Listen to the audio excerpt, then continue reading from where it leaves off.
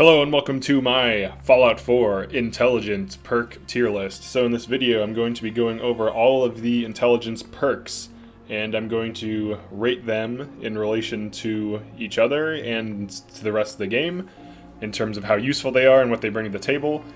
Intelligence overall is something that you run with gun builds to get gun nut and sometimes science, both of which require 3 and 6 intelligence. There's also some interesting perks like Chemist, which can be quite good, and of course Nuclear Physicist, which is good with power armor builds.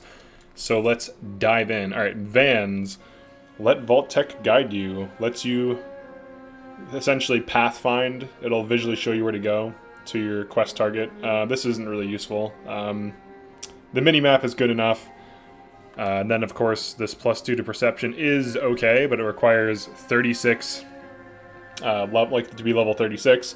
And also, you need to be running a build that benefits from perception, which would be a VATS build, and more specifically, a VATS build that uses guns. So, I would say this is a solid C tier, maybe even D tier.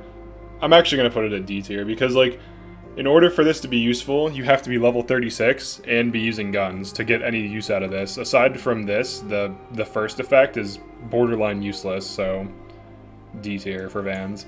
Medic, it increases the amount that Stimpaks and Radaway heal for, and then eventually at level 49 makes them work more quickly, which can be useful. But by the time you're level 49, you probably have access to good ways of healing. For example, I have the passive life giver that just gives me extra health, and I'm going to spec into solar powered as I level up, so hitting level 50 I just regenerate health from 2 sources, so quite crazy. But overall I would say Medic is like B tier. You can run this and it's pretty efficient.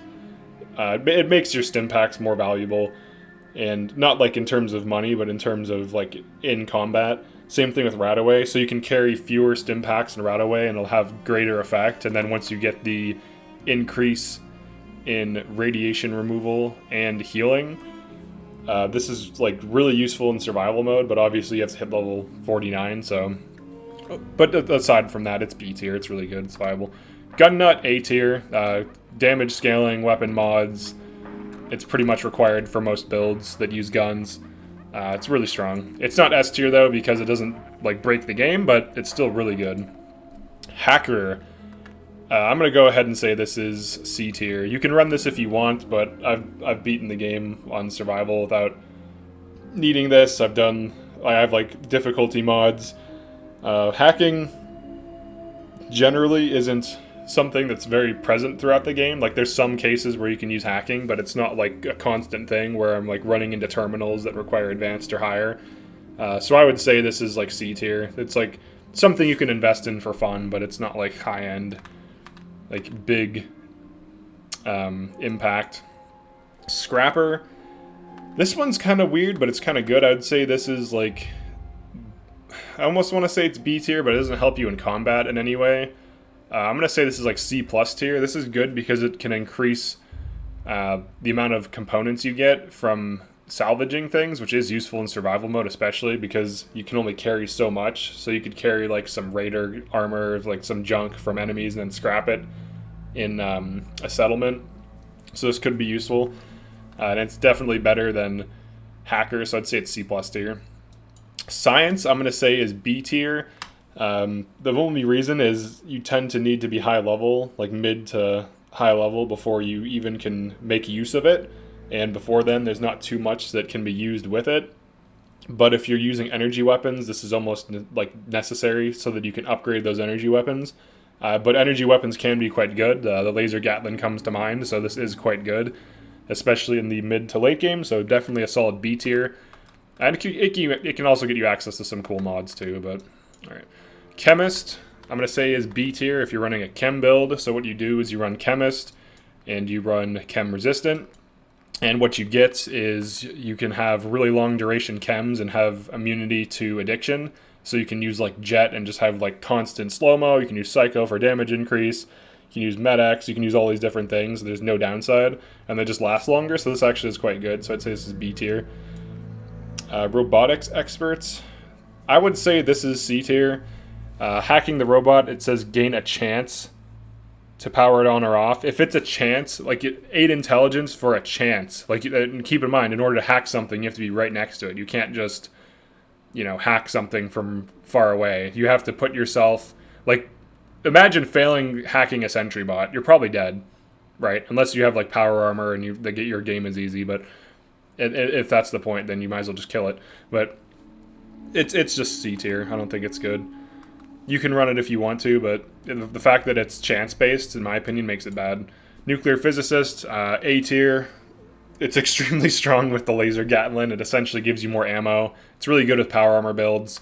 You can also get the final tier, which lets you eject fusion cores from power armor, essentially giving you access to mini nukes from your power armor, which is quite insane.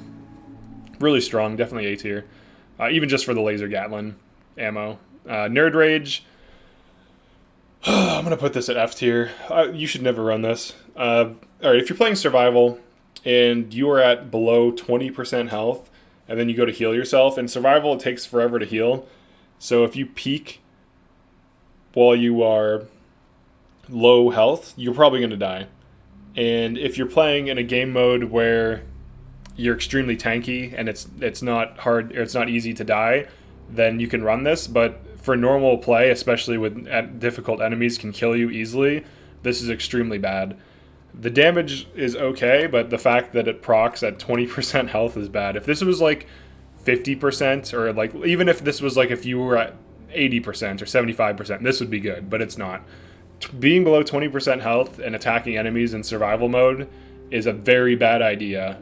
You're probably going to die. Unless you're using VATS attacks, but if you're getting hit while queuing up the VATS attacks, you can still die easily then. So it's very risky to use. I don't even think it's worth it. I'd say it's F tier. If you're playing on an easy difficulty, maybe it's decent. But yeah, that's my intelligence tier list. Overall, the main standouts are Medic, Gun Nut, Science, Chemist, and Nuclear Physicist. The rest are kind of okay, and some are quite bad, like Nerd Rage.